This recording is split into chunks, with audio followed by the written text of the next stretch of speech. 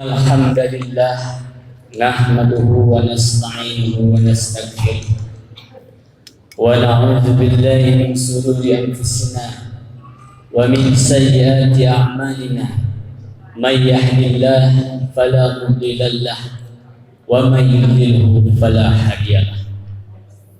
Asyhadu an la ilaha illallah wahdahu la syarika lah wa asyhadu anna Muhammadan abduhu wa rasuluhu alladzi la nabiyya ba'dah, amma ba'du.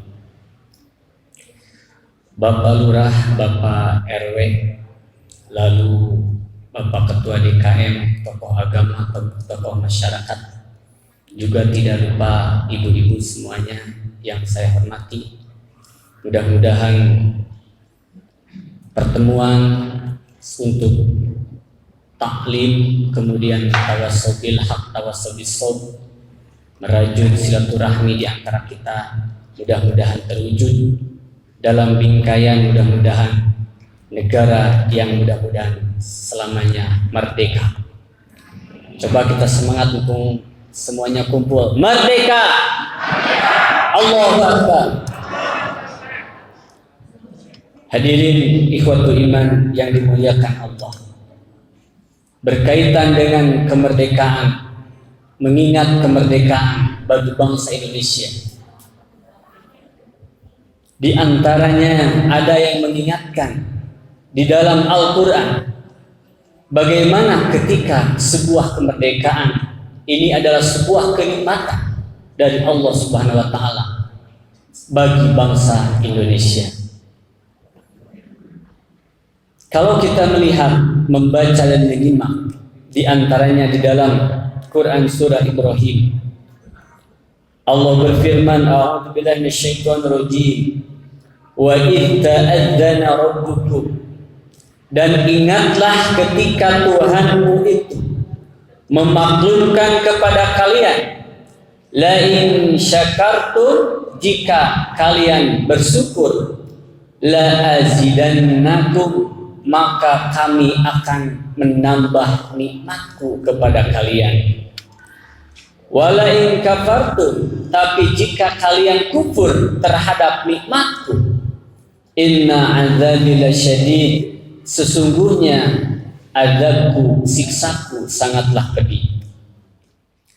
Hadirin ikhwatul iman rahimakumullah, menurut tafsir yang dibawahi, yang diawasi oleh Syekh Profesor Dr. Imad Zuhair, yang beliau pun merupakan Profesor Fakultas Al-Quran Universitas Islam Madinah, ayat tersebut menjelaskan bahwa Nabi Musa telah berkata kepada kaumnya, dan ingatlah ketika Allah menyampaikan dengan tegas, sungguh jika kalian bersyukur kepadaku dengan perkataan dan perbuatan atas segala kenikmatan yang telah aku berikan kepada kalian, niscaya aku pasti menambah kenikmatan itu.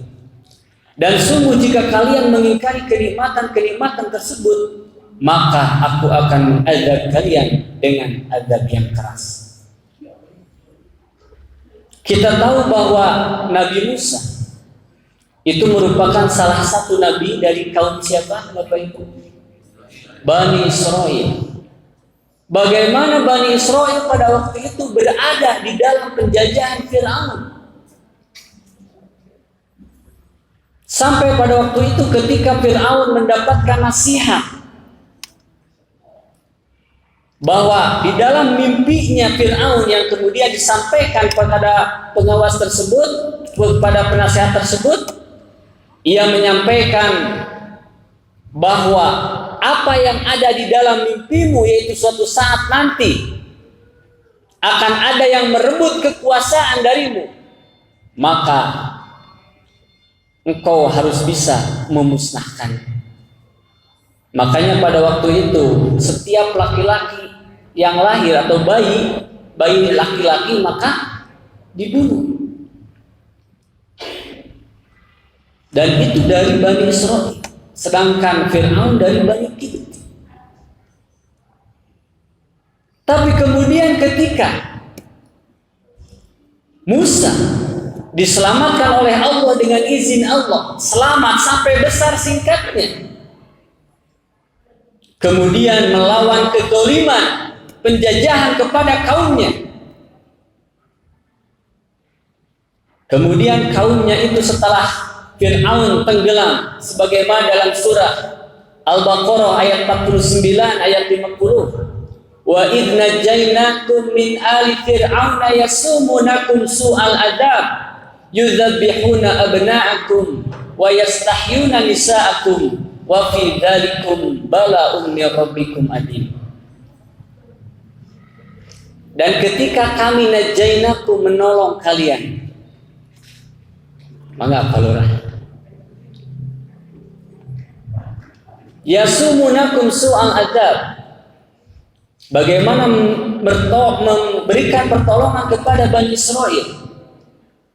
Kemudian ayat berikutnya, wa idh faraqna bikumul bahra fa anjaynakum, lalu Fir'aun ditenggelamkan dan orang-orang yang beriman pada waktu itu, Nabi Musa dengan orang-orang yang beriman, kemudian ditolong oleh Allah. Maka pada waktu itu selesai sudah Fir'aun.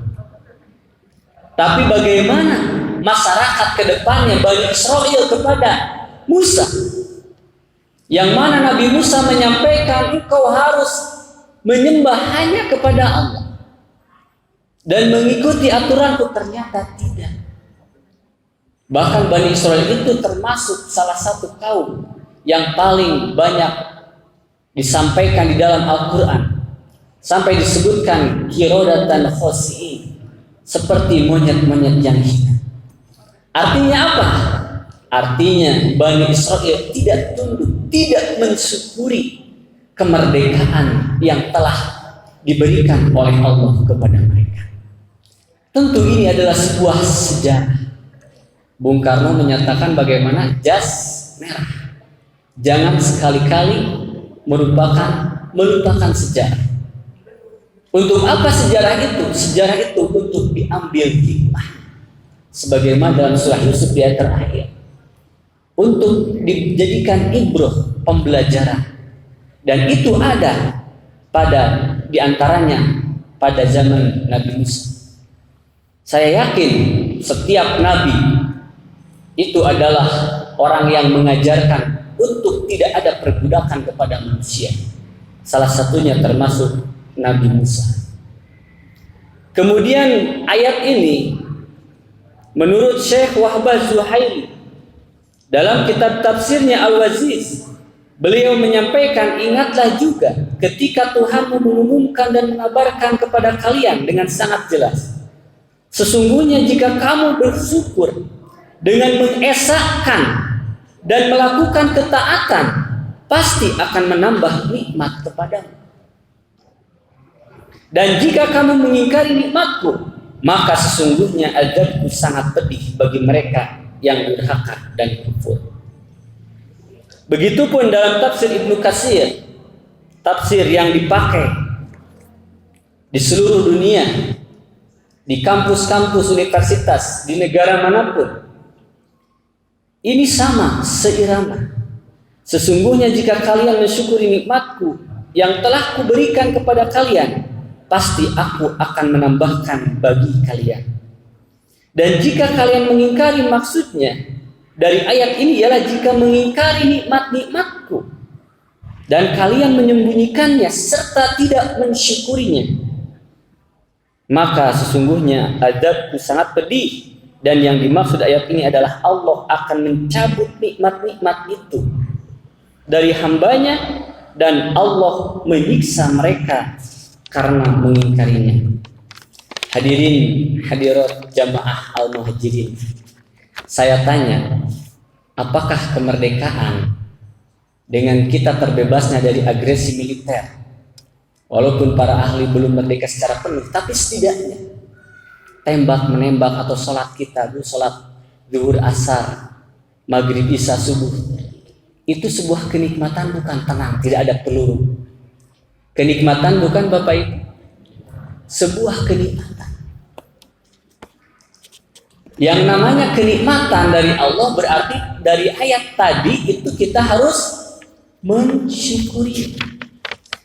Kita coba ya, akan mencoba lagi saya mengutip dari beberapa arsip nasional dan juga tentang sejarah bahwa kemerdekaan negara Republik Indonesia, kita ulang lagi, flashback lagi, merupakan sebuah kenikmatan. Dan menurut Kamus Besar Bahasa Indonesia, yang dimaksud dengan merdeka secara bahasa itu adalah bebas. Bebas, gitu kan sebenarnya. Kemudian, sedangkan secara terminologi atau istilah, merdeka dapat diartikan dengan bebas dari segala penjajah dan penjajahan. Itu menurut Kamus. Insya Allah nanti kita akan mencoba melalui ayat-ayat Al-Quran. Tapi ini pun sebetulnya tidak terlalu jauh atau berbeda. Menurut sejarah Indonesia, bahwa Indonesia yang saat ini diperingati 77 tahun yang lalu, ketika Bapak Presiden pertama Indonesia itu Pak Karno, Bung Karno, memproklamirkan kemerdekaan. Kemudian juga yang saya simak dari sejarah bahwa Indonesia dijajah sudah berapa tahun katanya? 350 tahun.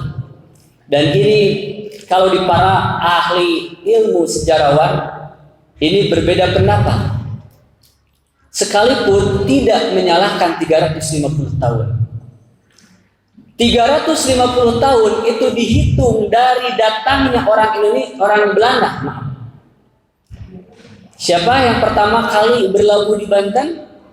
Cornelius de Houtman pada tahun 1956. Dan kemudian Belanda kembali ketika dikalahkan pada waktu Belanda oleh Nazi dan juga kalah oleh Jepang pada tahun 1942. Nah, dihitungnya dari sana. Padahal sebagian ahli menyatakan bahwa ketika yang datang ke sini yang pertama kali itu bukanlah kolonialisme pemerintahan, tapi merupakan VOC atau company. Soalnya Bapak Ibu company dan non company rata-rata pan musuh gitunya. Padahal company itu adalah perusahaan Belanda. Yang mana perusahaan Belanda menurut sumber yang ada pada waktu itu perusahaan yang paling kuat multi internasional dan bertahan sampai hampir 200 tahun, sampai 1799. Ada yang mengatakan sejak 1795 pun katanya sudah mulai goyah karena diantaranya banyak diantara para pejabatnya yang korupsi. Jadi awalnya itu VOC seperti itu. Cuman karena VOC ini memiliki hak oktroy. Hak oktroy itu adalah hak diantaranya dapat memiliki pasukan yang dipersenjatai. Sehingga ketika ada orang yang tidak mau katakanlah menjual atau membeli atau keinginan Belanda tidak mau dikabulkan, maka mereka akan dilawan. Itu diantaranya. Nah, baru pada abad ke-18 barulah yang dulunya Indonesia itu bernama Hindia Belanda. Nah, 350 tahun yang memang bukan hanya Belanda, kemudian Jepang, kemudian juga ada sebelumnya Portugis, kemudian juga Spanyol, Prancis dan juga Inggris, itu semuanya pernah datang ke Indonesia. Sekalipun kemudian gagasan yang muncul kolonialisme itu dengan ruhnya 3 motifnya, dengan 3G atau 3G. G yang pertama apa? Glory katanya. Gold, glory, gospel. Gold berarti kekayaan. Glory berarti kekuasaan penjajah, banyak sekali jajahannya, perluasannya.